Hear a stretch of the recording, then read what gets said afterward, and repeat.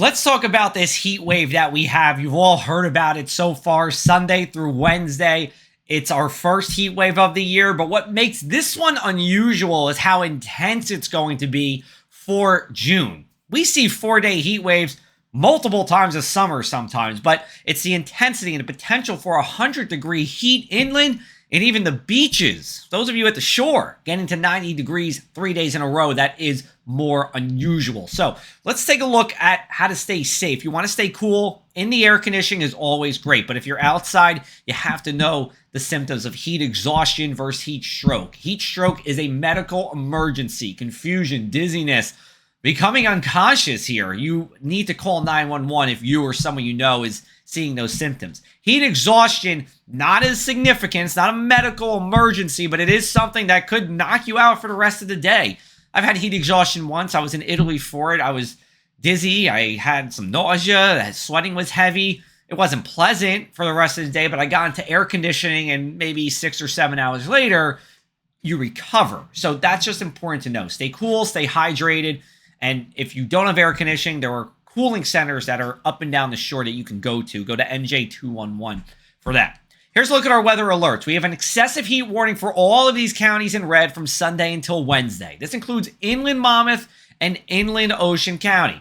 The rest of the state is in a heat advisory. Not as significant as an excessive heat warning, but still something to pay attention to. And this includes all of the beach towns for Monday and Tuesday. Now, why is there a difference? Well, it's semantics to an extent. It's going to be hot everywhere. We know that. But the criteria for an excessive heat warning is greater in Atlantic, Cape May, Cumberland, and Salem counties. You need to get over 110 with your heat index for 2 or more hours here. It's 105 in those red areas.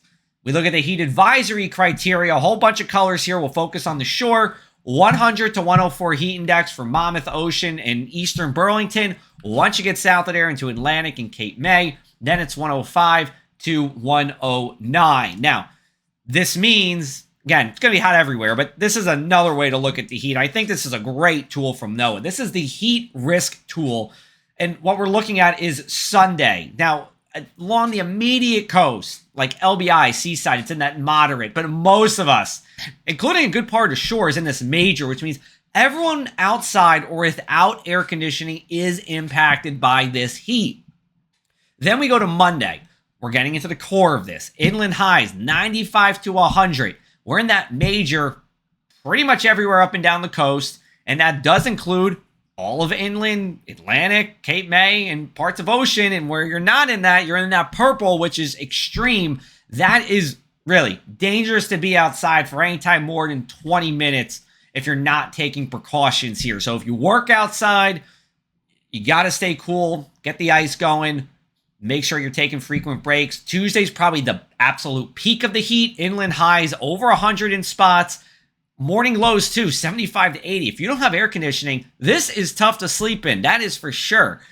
Cumberland County, it's getting into now, that extreme area. Then on Wednesday, we're dialing it back a bit, but any other time, this would be considered pretty significant with the heat. Major from pretty much everywhere inland, and then moderate at the coast with that extreme still hanging on into Philadelphia and Trenton and up the Turnpike corridor.